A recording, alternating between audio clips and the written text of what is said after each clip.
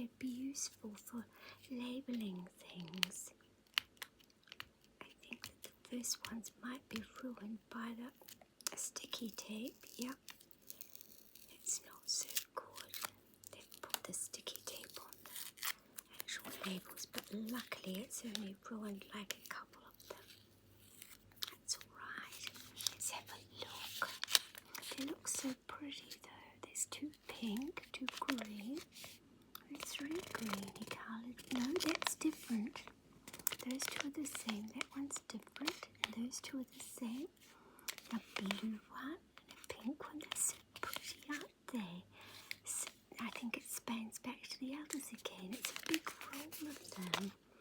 I thought they were going to be fun for labelling things. To either put on jars or books or things to keep track of what's inside. Because sometimes it's easy to forget what you've put in there. It might be curry powder, or it might be something else. You can generally tell by the smell, but yeah. It might be salt or it might be sugar. You don't want to mix those up.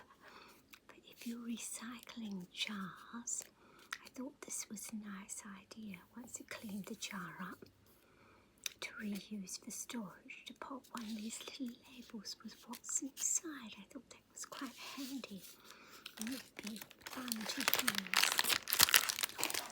To the side over here. This I got locally. I'll get it over here. It's big. It's quite big.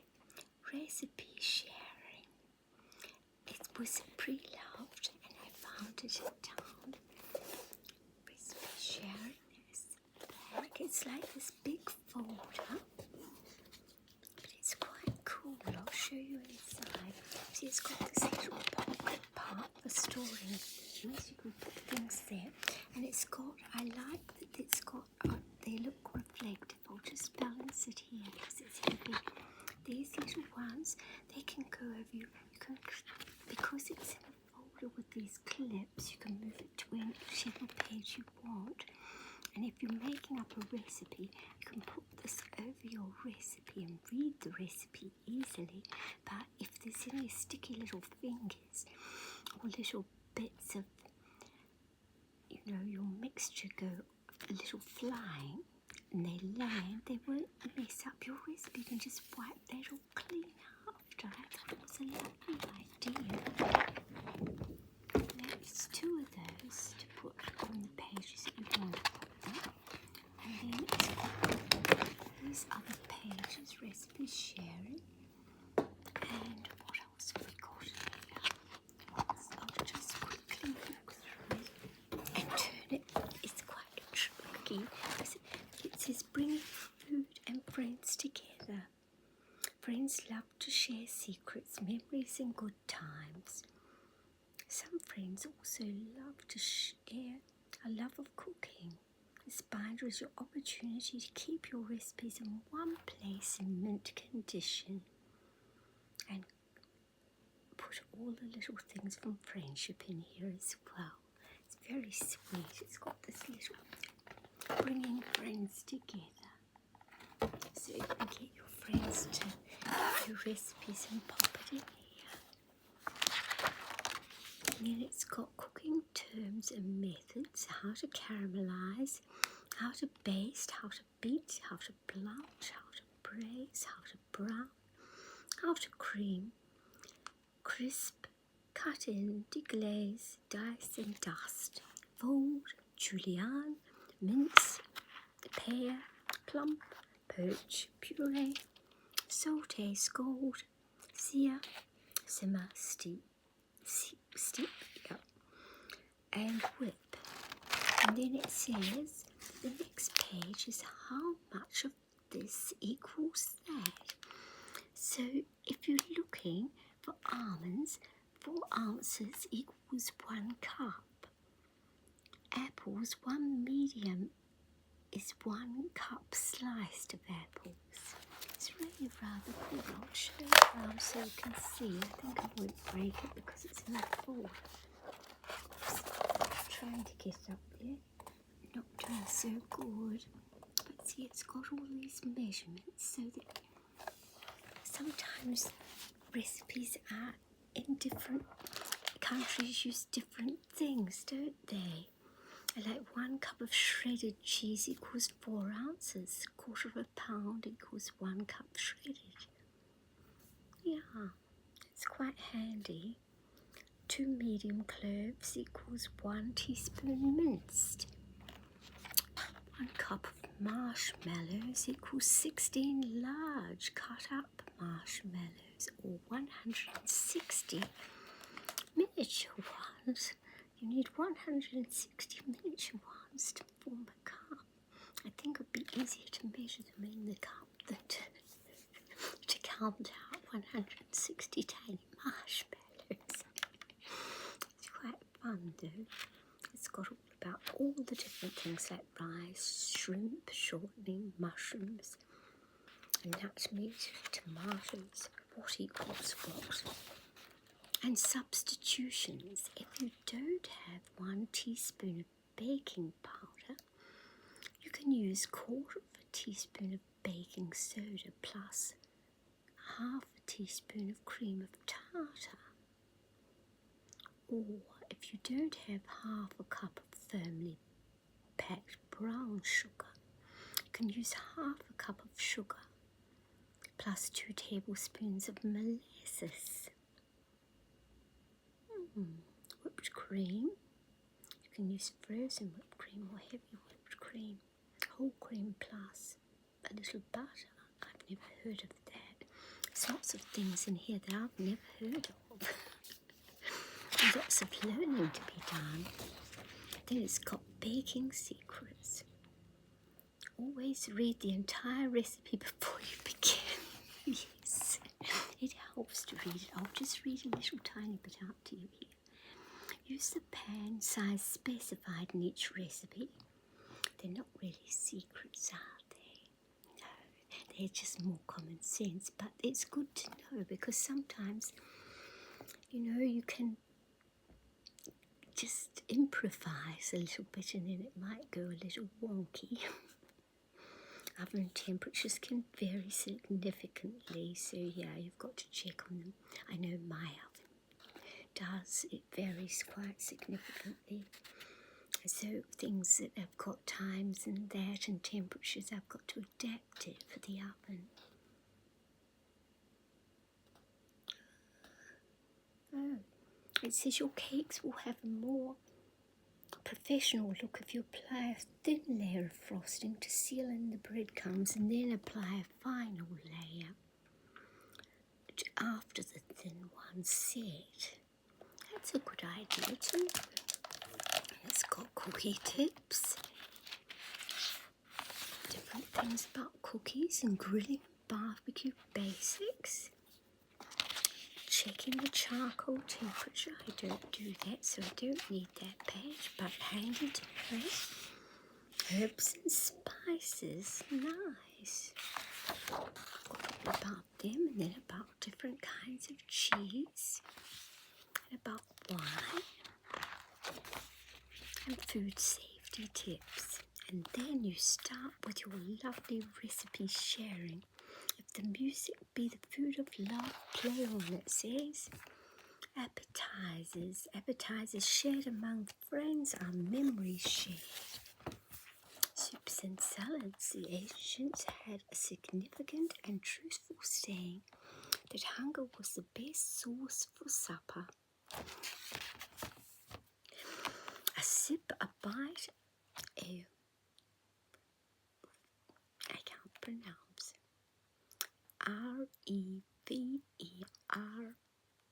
Reverie. Reverie. I don't know, but it was wrong. I'm sure I said it wrong.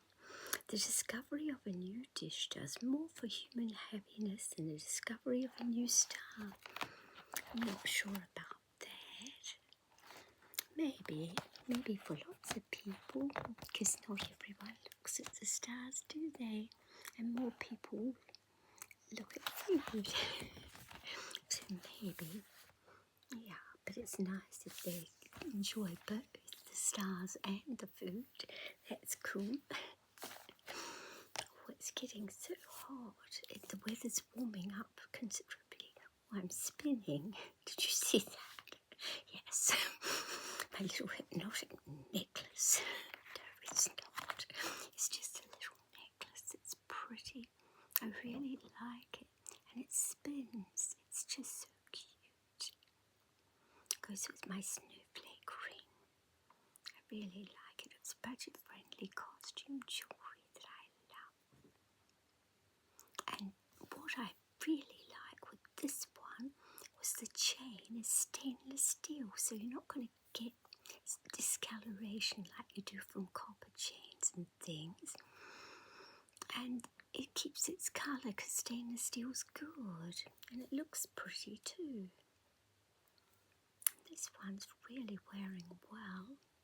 I like it. Oh, I'm off track. Desserts. Cherry cobbler is the shortcake.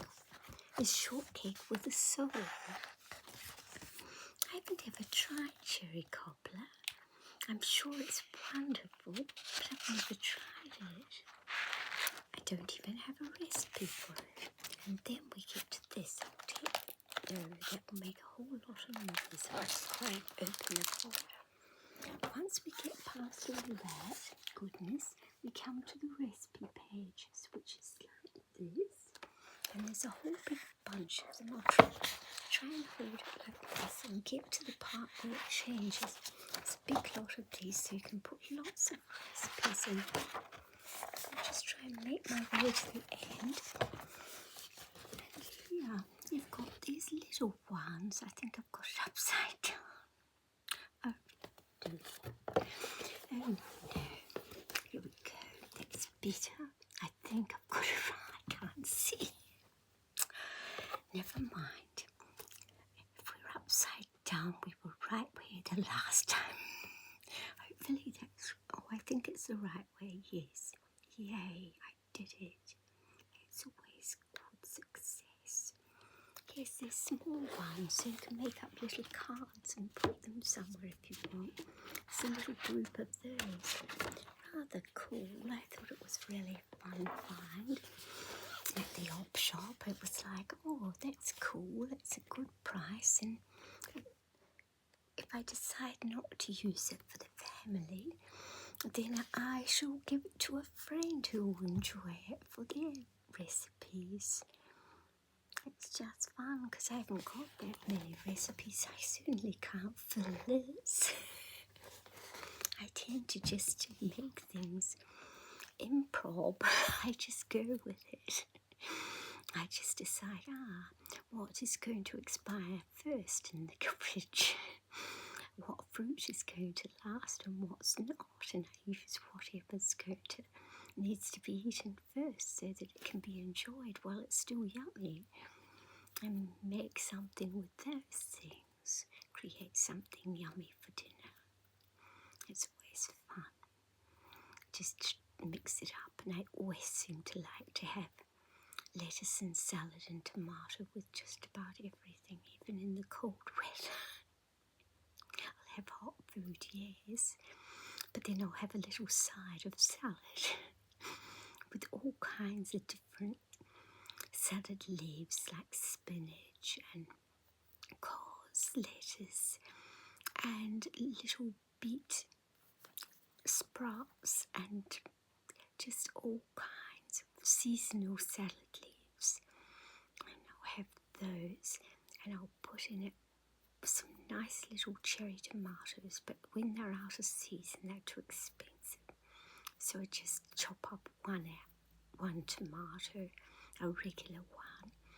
I like the Campari tomatoes. They're available all year round, and they've got a lovely flavour. They are vintage tomato, and they're just full of flavour.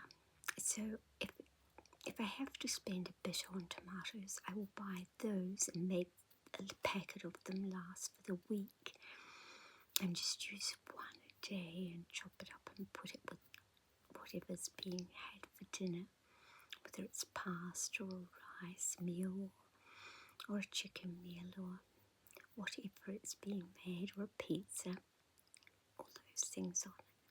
I like to put spinach on pizza too, and tomato, freshly squeezed tomato, and cheese, and mushroom. I love mushrooms. I like the Swiss brown mushrooms. I like the portobello mushrooms, and I like the white mushrooms too, the little mushroom caps. But my favourites of them all are, in all varieties, are the firm ones, not the squishy ones. I like the ones that are really solid. I don't know, but some of them are really solid, and I seem to like those the best. And they keep the best too. But the fridge is always filled with that kind of thing. And when it's in season cucumber, over the off seasons, I just buy seasonal things. But I do buy the odd tomatoes because they sort of go with everything. But I generally go for seasonal foods because it's more budget friendly, and two, it's nice to enjoy what's in season because it changes, and it's good to make the most of what's available and what you can get locally, because imported ones of fruit and vegetables, they tend to spray them with stuff. So I don't think they're quite, they're yummy probably, but possibly not as healthy when they've been sprayed to be able to come into the country. So I tend to buy produce that's either from the Sunday market or local produce that's from within my own country, to avoid any unnecessary sprays. Though occasionally I do buy grapes from Australia, and the odd mango too, and the odd mango from Peru and Mexico. They're good, but I generally, the majority, like 90% of what I buy is from within season and local. Well, I've got right off track. I guess those recipes got me going.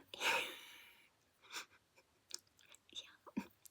All of a sudden it's all about fruit and veggies, isn't it? I was thinking about recipes and what I put in there, and I thought, I really don't ever look at what I'm doing for dinner. The only thing I look at is the cheese scone recipe. Yeah, funny. Well, you have a wonderful day and a lovely evening.